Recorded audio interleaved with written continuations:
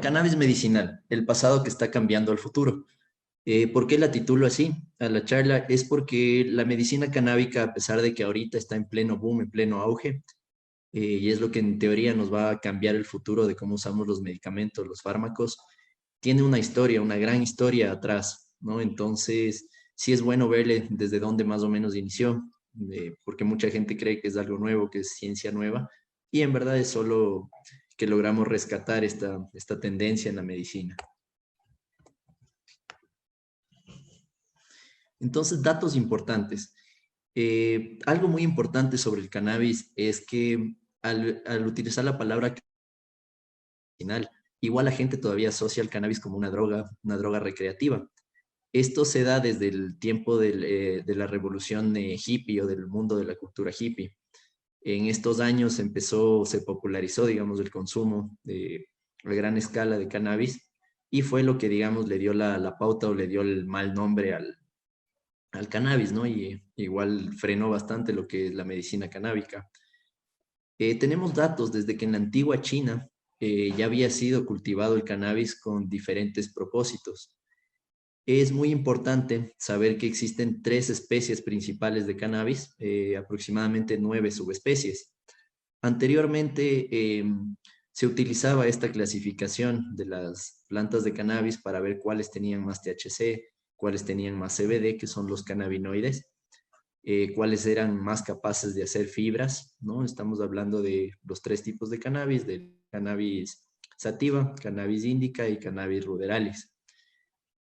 Ahora ya no importa tanto esa clasificación porque hay tantos híbridos, tantas mezclas. Es una planta que ha sido digamos, tan criada, tan celosamente, se le ha dado tantas propiedades, se le ha investigado tanto, que ya no podemos basarnos únicamente si es índica, si es sativa, para saber qué niveles de THC tiene, qué niveles de CBD, qué niveles de CBN.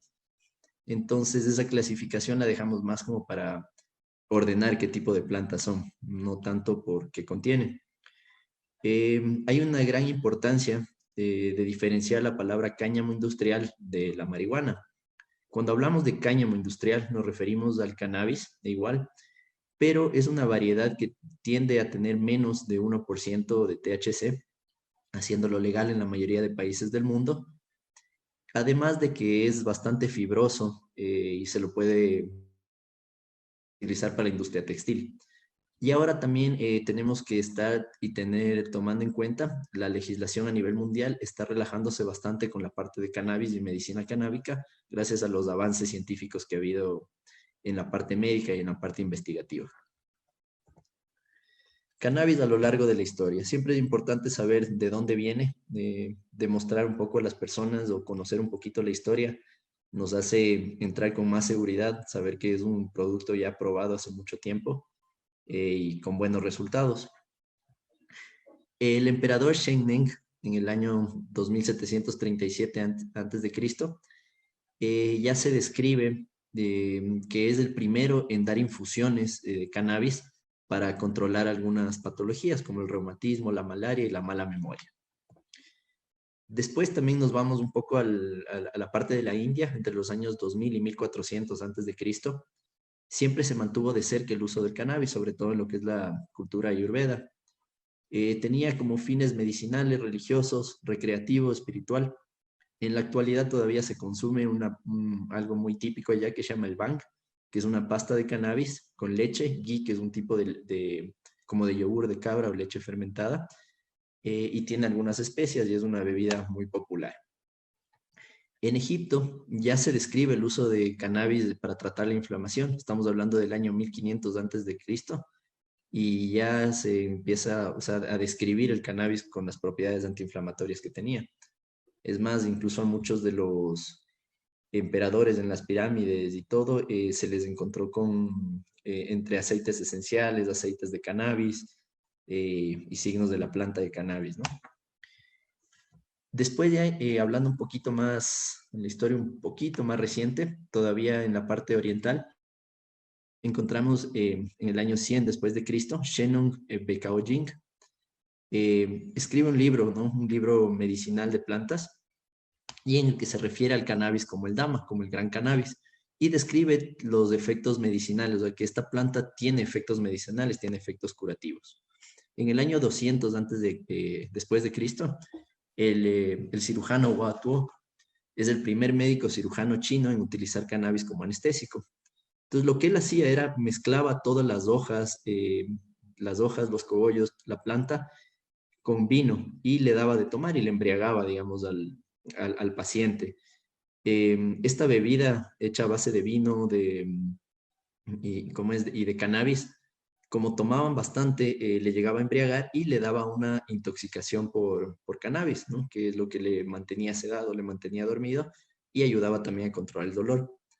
A esta etapa, digamos, de este estado se le conocía como el Masui, que literalmente significa intoxicación por cannabis. Él también se describe que utilizaba las otras partes de la planta para tratar coágulos, parasitosis, constipación e incluso describió para la caída del cabello. Después, en la Edad Media, se empieza a utilizar ya para fines recreativos, ya no solo médicos.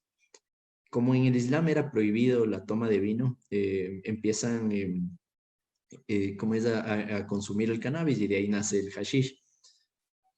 En el año 100, entre 100 y 1000 después de Cristo, en ese periodo empieza a dejar de ser considerado algo solo espiritual y ya se le empieza a dar nuevamente importancia médica y se le empieza para tratamiento de tumores, resfríos, tos, ictericia, y son los primeros en advertir que los excesos de consumo del cannabis pueden conllevar a infertilidad, entre otras condiciones. Ya hablando del mundo moderno, en el año 1500 después de Cristo, los españoles traen a América, empiezan a traer el cáñamo industrial.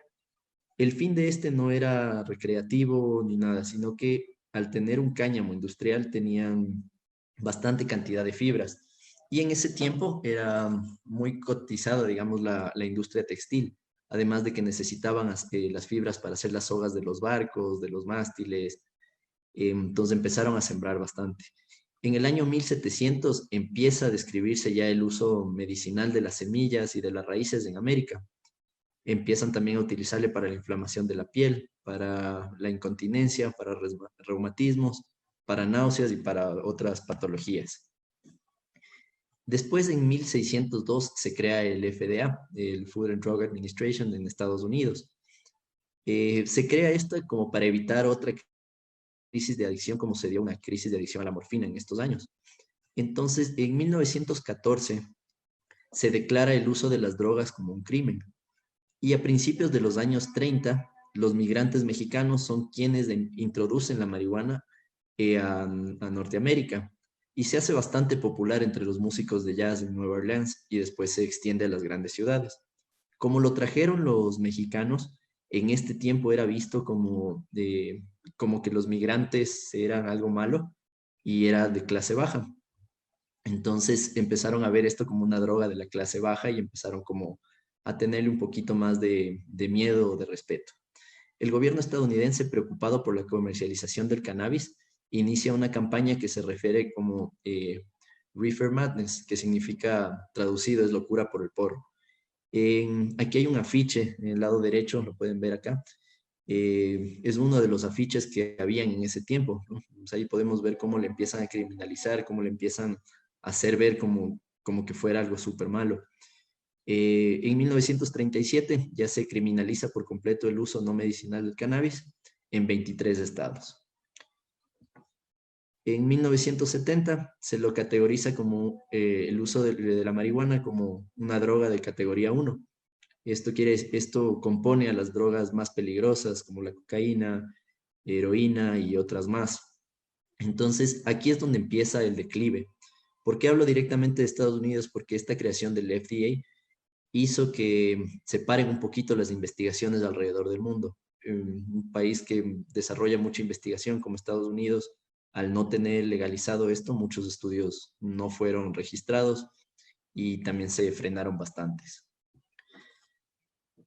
Para entender lo que es el cannabis también actualmente, necesitamos de entender que nosotros tenemos un sistema endocannabinoide. Eso quiere decir que nosotros producimos nuestros propios cannabinoides internos.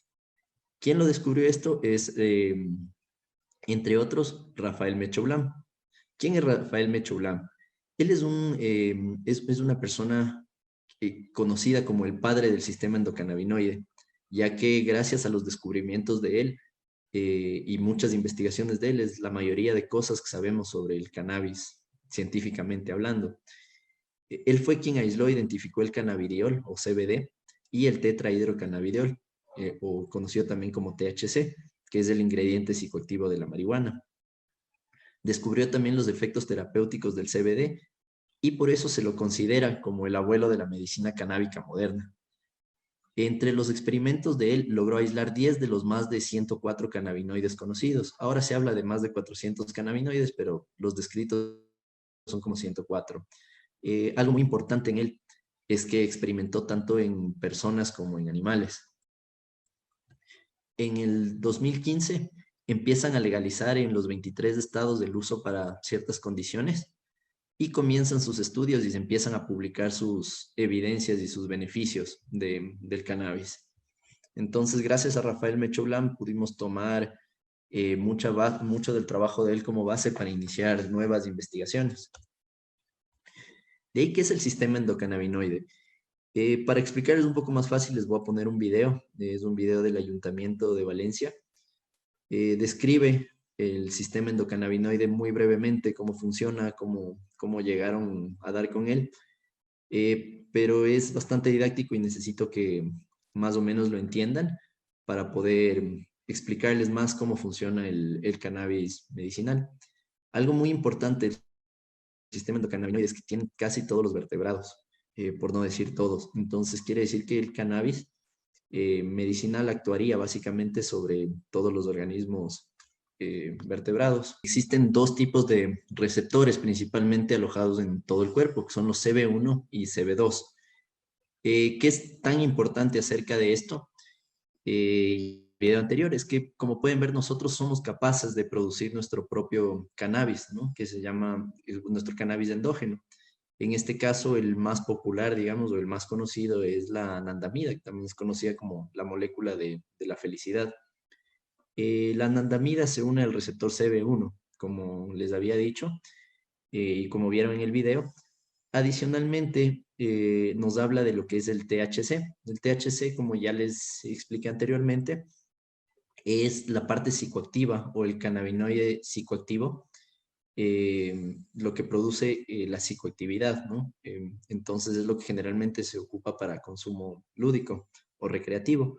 Y tenemos otro cannabinoide que es el popular, que es el CBD o cannabidiol, que no actúa de la misma manera. Ya vamos a ver cómo actúa el CBD a diferencia del THC sobre el sistema endocannabinoide y por qué es poco peligroso, digamos, eso en el uso de THC y lo seguro que es en cambio el uso del CBD.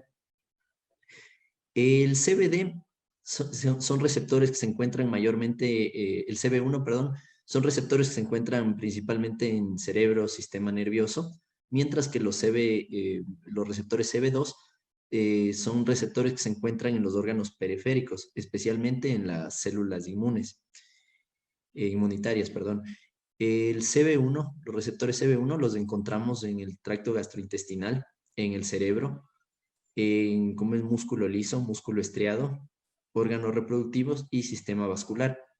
Los receptores CB2 los encontramos en el vaso, en huesos, en piel y en algunas partes del cerebro. Y combinación de los dos, o sea, lugares donde se encuentran los receptores CB1 y CB2 juntos, son en el hígado, en el páncreas, en la vesícula biliar, la médula ósea y el tallo cerebral.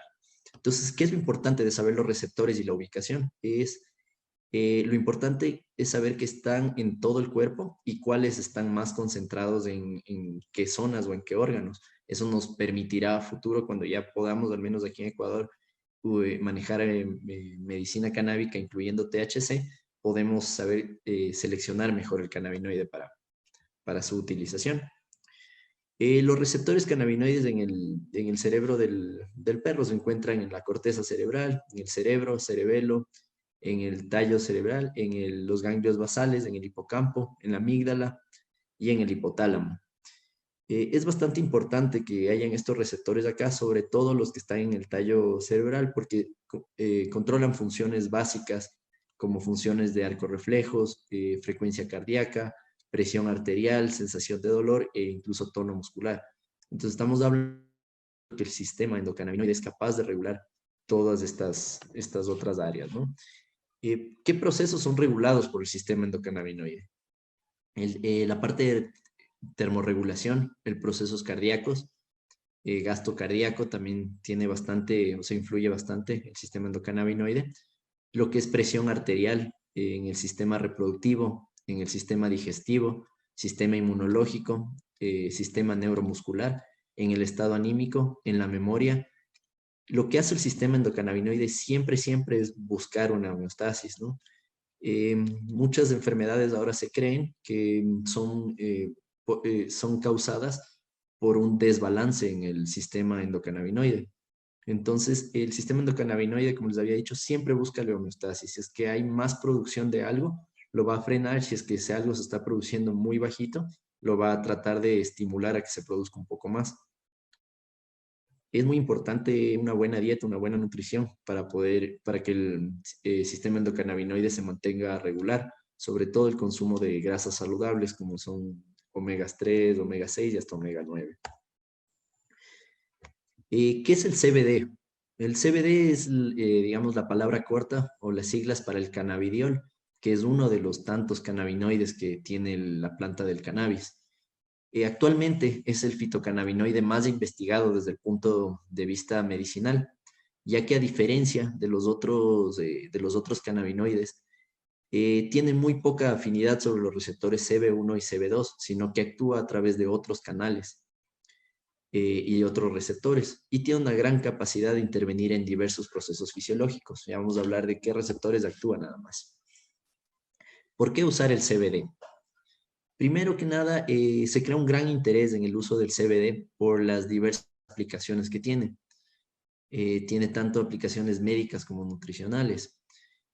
Tiene una nula o muy baja toxicidad. Si hablamos de una toxicidad en solo CBD o utilizando únicamente CBD, son cantidades astronómicamente altas que no llegarían a pasar en la práctica diaria.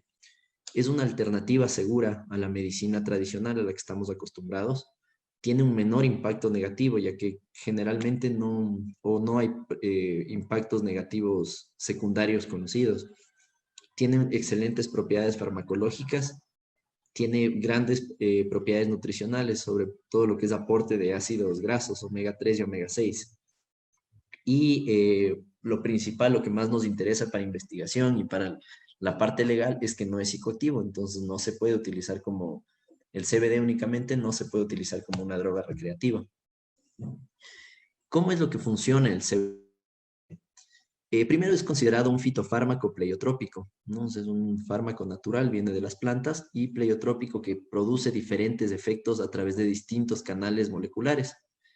Como les dije anteriormente, tiene poca afinidad con los receptores CB1 y CB2, lo cual es bueno porque no nos va a saturar, nos va a dejar que actúe la anandamida, el 2-AG, que son los endocannabinoides naturales nuestros, y el fitocannabinoide, que vendría a ser el CBD, actúa sobre otros canales, entonces no me va a saturar esos receptores.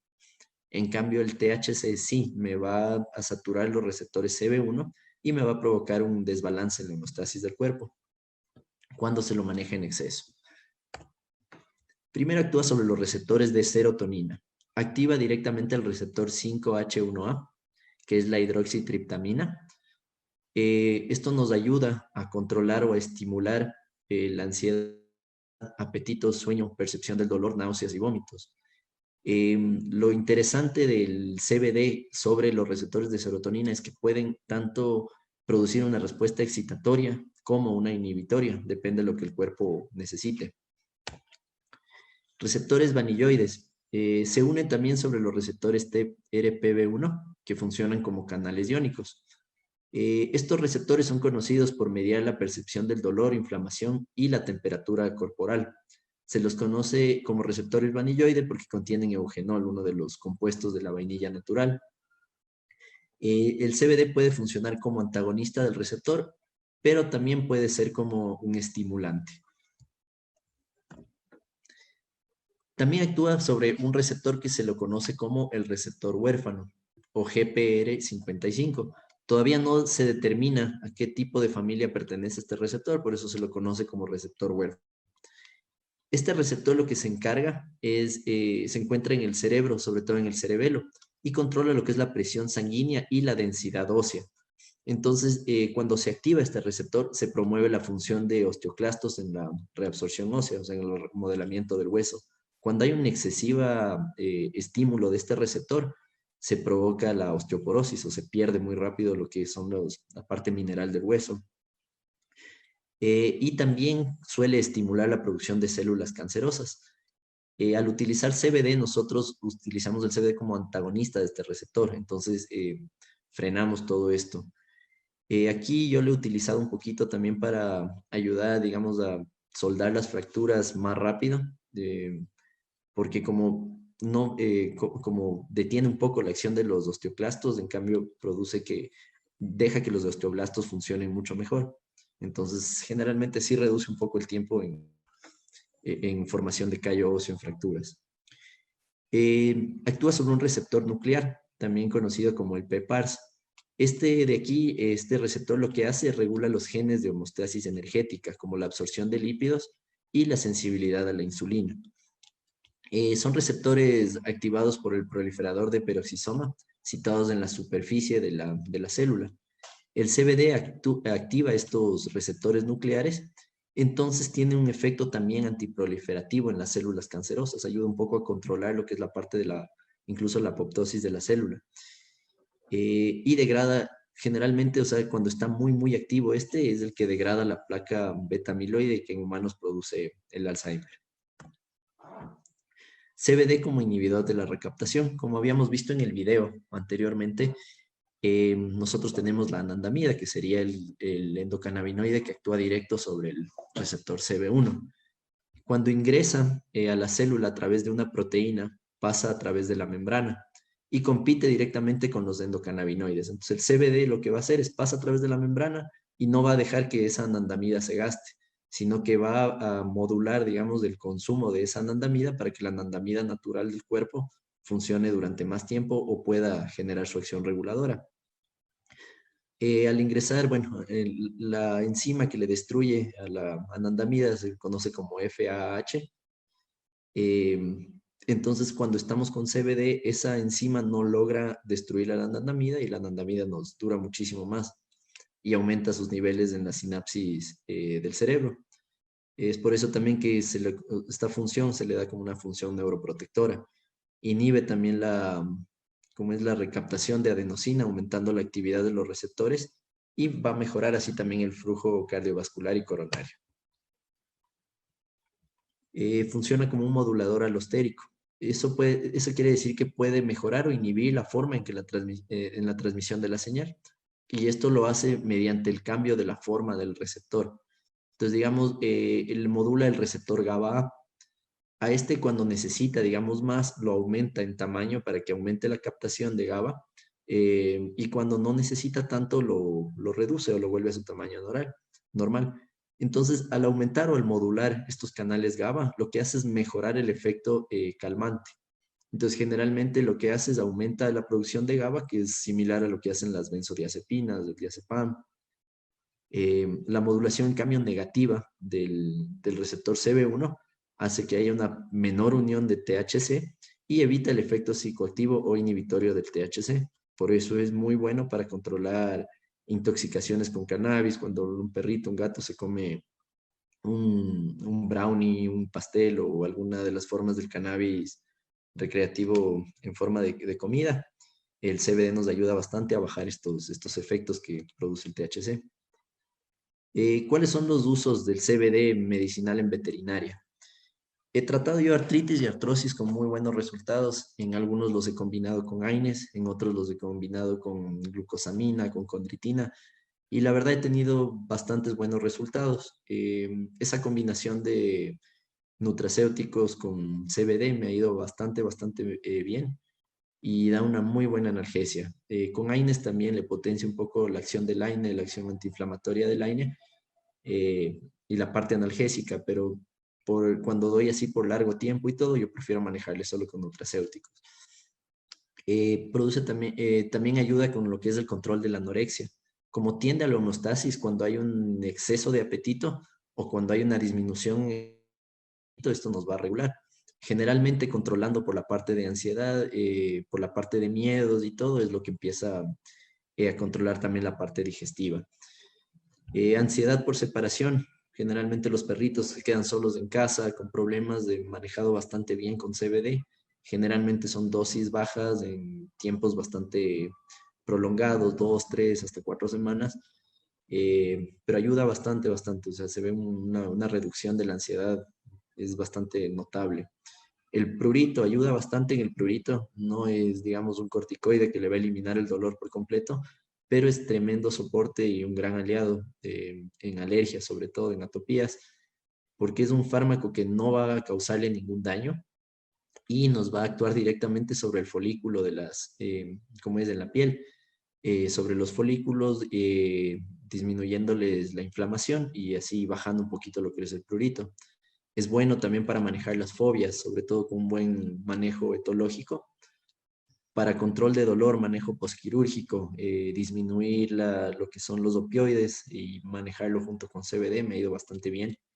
En lo que es control de convulsiones, nos puede ayudar a bajar un poco lo que es las dosis de los fármacos comunes.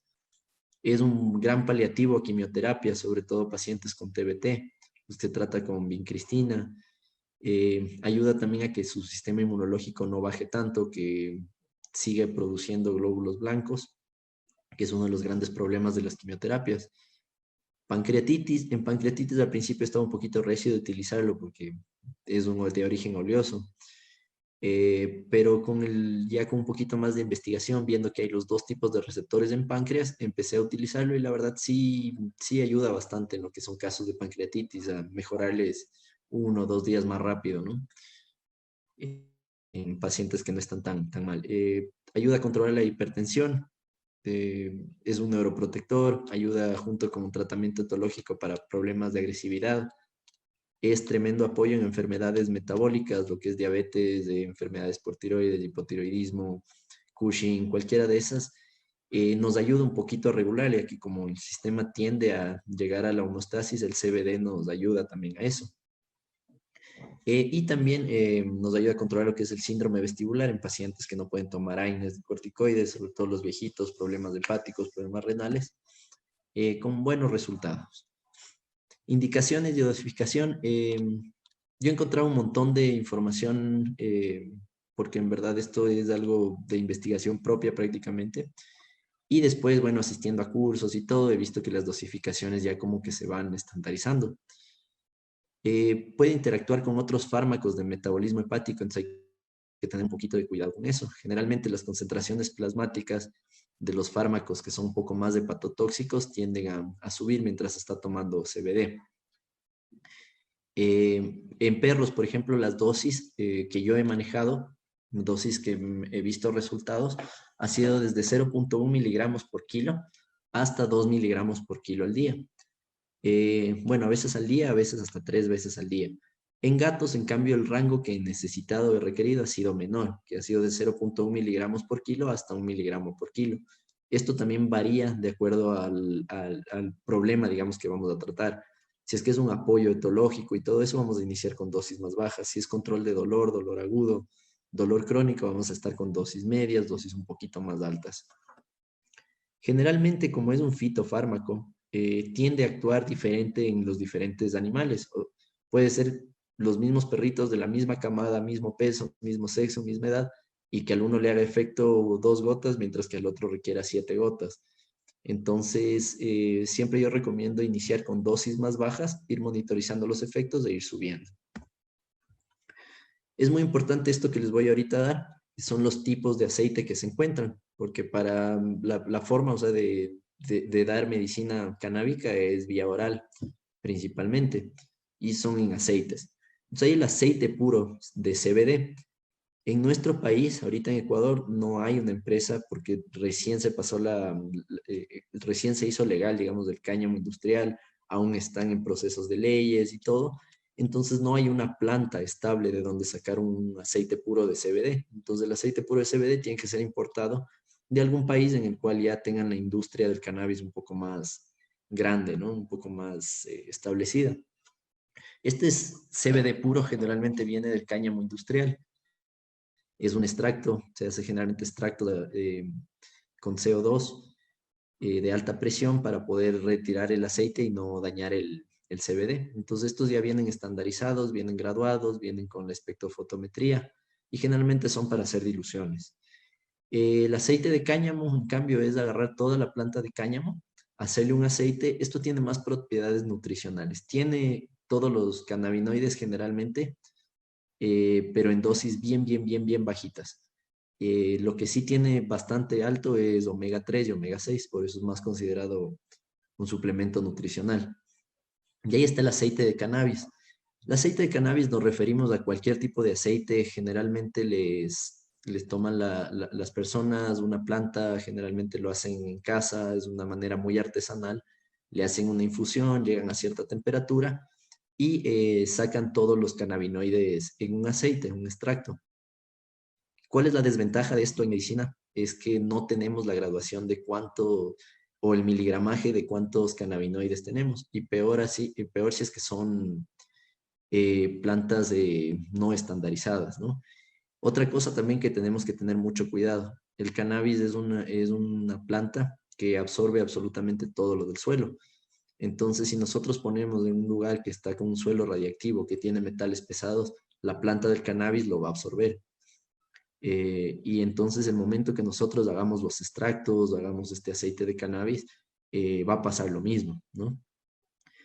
Con el grupo que yo trabajo, con Mayu, que son un centro naturópata, que son quienes me han enseñado bastante de esto de la medicina canábica, ellos hicieron un estudio aquí en el país e hicieron con marihuana del mercado negro, hicieron varios aceites y mandaron a testear para ver, o sea, qué era lo que la gente creyendo que estaba tomando medicina estaba tomando en realidad.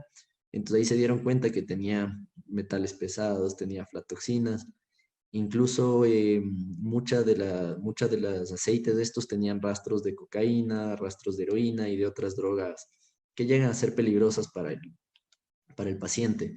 Entonces es muy importante saber el origen de la materia prima y yo de preferencia prefería dejar a un lado lo que es aceite de cannabis porque yo personalmente no lo considero medicinal, ya que no hay cómo graduar lo que estamos dando. De ahí existe el aceite puro de THC. También es un proceso bastante largo que hacen en otros países, aquí en el país no, además de que el THC aquí no es legal.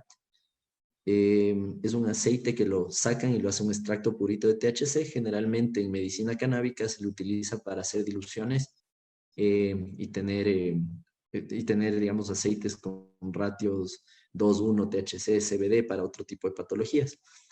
En otros países, también en la industria lúdica, donde es legal, lo utilizan como para eso, para consumo lúdico, para recreativo. Existe la tintura de CBD, que vendría a ser similar al aceite de CBD, pero tiene un vehículo de alcohol. Entonces la absorción suele ser mucho más rápida, pero el efecto igual suele ser un poquito menor y tampoco hay como saber cuánto llega a absorber esa tintura del CBD, entonces también un poquito difícil graduarle. De ahí está el Liquid CBD, que ese sí es un poco más marketing, más para vaporizaciones, tal vez utilicemos en veterinaria a largo plazo, ahorita no lo veo. Bueno, y es el CBD líquido que generalmente utilizan en vaporizadores para fumar gente que tiene problemas de ansiedad, pero en la parte veterinaria no aplica mucho. Y después están los aceites que son los que me gustan, los que son un poquito más, digamos, elaborados, que es aceite de CBD. Generalmente se da una dilución exacta de cuánto CBD se necesita. Al hablar del full spectrum, estamos hablando que tiene en mínimas cantidades todo el resto del perfil de cannabinoides, CBN, CBG, THC. Para que sea legal en la mayoría de países, tiene que tener menos de 0,3% de THC en algunos países y en otros países menos del 1%. En Ecuador es menos de 1% de THC. Y al hablar de los terpenos son los compuestos aromáticos, digamos, que tienen, los que le dan los olorcitos a las plantas de cannabis. Por ejemplo, el mircene le da un olor característico a mango, el limonene a limón, el inalol un poco más floral como a lavanda. La ventaja de esto no es solo darle sabores y olores al aceite, sino que a pesar de que no intervienen directamente, se ha demostrado que llegan a, digamos, a potencializar los cannabinoides o ciertos efectos de la medicina canábica. Por ejemplo, el inalol lo que va a promover es un poquito más la calma, el control de la ansiedad. El limonene, en cambio, va a dar un poquito más de energía, más un poco de euforia. Entonces, de acuerdo a eso, también según el perfil de terpeno se puede modificar el tipo de aceite. La materia prima, como les decía, es súper, súper importante. Primero porque las plantas deben estar estandarizadas. Para llegar a estandarizar una planta, tiene que ser la misma familia, la misma genética, plantada básicamente en las mismas condiciones y tiene que estar constantemente haciendo espectrofotometría hasta saber que ya todas las plantas son, digamos, de estándar o producen el mismo cannabis, los mismos cannabinoides, el mismo perfil de cannabinoides. ¿Por qué, digamos, y es una pregunta que suelen hacer bastante, las semillas de estas que se compran en lugares que ya se han desarrollado en laboratorios, hay muchas semillas que especifican qué porcentaje de THC tienen, qué porcentaje de CBD, pero lo que no se sabe mucho es que las plantas actúan, digamos, los cannabinoides son una forma también de defensa de la planta, que se va a estimular o se va a frenar de acuerdo a las condiciones del ambiente. Entonces, digamos, tenemos una variedad de una planta que ha sido criada en Barcelona por muchos años. Entonces, si sembramos esa semilla en Barcelona dándole las mismas condiciones de laboratorio, probablemente tengamos un perfil muy parecido.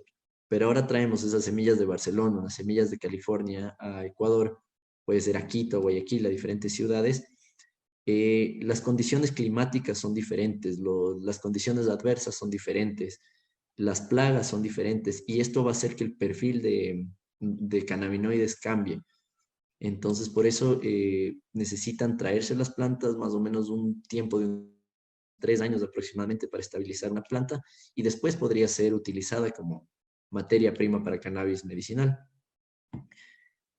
En la mayor parte del mundo, para que el CBD sea legal, tiene que venir de una planta de cáñamo o cáñamo industrial y tiene que tener menos de 1% de THC, en algunos países menos de 0,3%.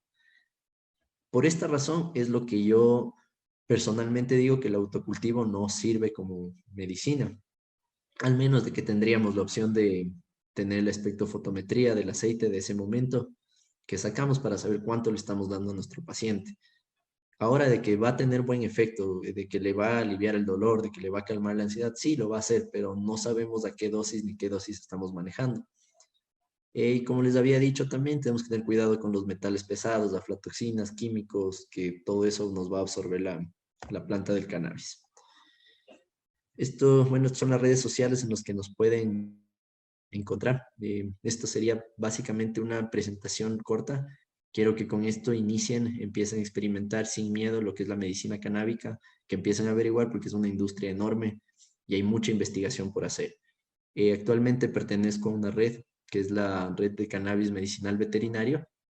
El anterior año, en noviembre, hicieron un congreso, el VetCan, en donde muchos profesionales dedicados igual o con experiencia en el uso de la medicina canábica dieron unas excelentes charlas, unas excelentes ponencias. Y en verdad, o sea, hay que estar luchando por este tipo de medicina natural, de estas nuevas opciones que tenemos ahora para poder controlar muchas patologías más, ya que es el inicio de una nueva ciencia por completo y cada vez, o sea, tienen resultados más alentadores y más satisfactorios. Muchísimas gracias.